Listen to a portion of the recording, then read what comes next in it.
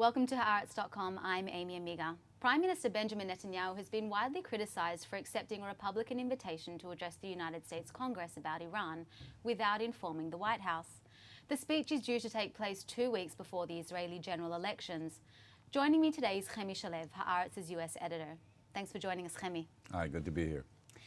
Given the backlash it prompted, is it a mistake for Netanyahu to address the Congress, or do you think the domestic political gain will outweigh any damage caused? Well, I think that from any other point of view other than the electoral advantage he may get, there's no doubt that it's a mistake, at least from everybody else's point of view. It has hurt relations between Israel and the U.S. It has made Israel into a partisan issue like I don't think it's ever been, or at least not in the past few decades. And it has caused a lot of people who may have been hesitant before about criticizing Israel in public to come out and say things about Israel that they've never said, or at least they haven't said in the past few years. Whether this pays off in the end for Prime Minister Netanyahu electorally or not is a matter of debate. I mean, he obviously seems to think that it will, because you assume that 2 weeks before the elections he's not going to do something that will harm him. But there are people who think otherwise. Former Secretary of State James Baker, for example, last night said on American television that he thinks that this could backfire on Netanyahu and that Netanyahu might come out the loser from all of this. Okay, how do you think it could backfire among Israeli voters? Well, it's a question. Look, if his original intention was to come to a Congress where everybody would be giving him standing ovations, last time I think he got 23, and he'd be talking about Iran, which is a strong suit, and that would work to his favor. He'd be seen as a leader who commands respect. Now it's quite possible that if he goes, whatever he intended to say about Iran will be overshadowed by the controversy. We may even see a walkout by some Democratic, and so there might be a shadow of failure, and the mistake might stick even in the eyes of the Israeli public, who will not see him as a national leader, but rather as somebody who made a bad mistake. 2 weeks before the election, that's a big gamble to take. You said there may be a walkout. Now, there have been threats of such a thing. Do you think that could possibly cause the threat of the walkout could cause Netanyahu to cancel his speech? Look, frankly, I would have thought that by now he would have already found an excuse to cancel.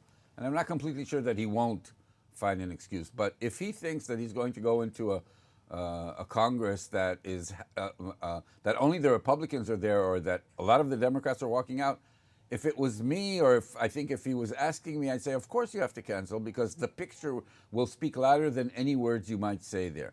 But look, if I was him, I would have canceled a long time ago. So I can't tell you for sure that he will do that. You also mentioned earlier that Israel has become a partisan issue in the US. Now, that hasn't happened before. Do you think there's a real risk of Israel becoming a partisan issue? First of all, there is an ongoing process by which Israel is becoming a partisan issue in the American public, where the more right-wing you are, the more conservative you are, the more religious you are, the more you support Israel, and vice versa. The younger you are, the more liberal you are, the more atheist you are or secular you are, the less you support Israel. So that's an ongoing trend. But it has never touched Congress, at least not in the past a few decades. Congress has been united in support for Israel. And this is the first time that I remember in the past few years that there's a distinct difference between the two parties, where one party, the Republican Party, is siding with Netanyahu and with with Speaker Boehner, who invited him, and the Democrats are speaking out louder and louder about the fact that this is a mistake.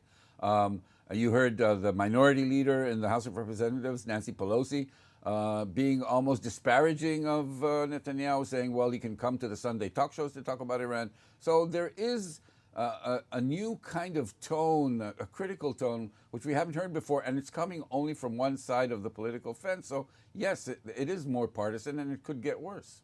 Do you think it could have long-lasting implications or detrimental impact on the Israeli-American relations? The Israeli-American relations, as opposed to the personal relations between the two governments, the two leaders, are still very strong. But yes, there is a trickle-down effect. And I think that we may have crossed a threshold here. If Netanyahu does not sort of walk back the damage that's been done, we may have crossed a threshold where from now on there won't be this disparity between the public and the Congress, meaning that as the public is more critical of Israel on the liberal left, so Congress will be more critical of Israel on the liberal left. And yes, we may run into a situation where the Republicans are the pro-Israel party, no ifs or buts, and the Democrats are very reserved. All right, well, let's hope they can find a way to mend ties. Thanks very much for joining us, Chemi Shalev. Thank you. I'm Aimee Amiga, and you're on Haaretz.com.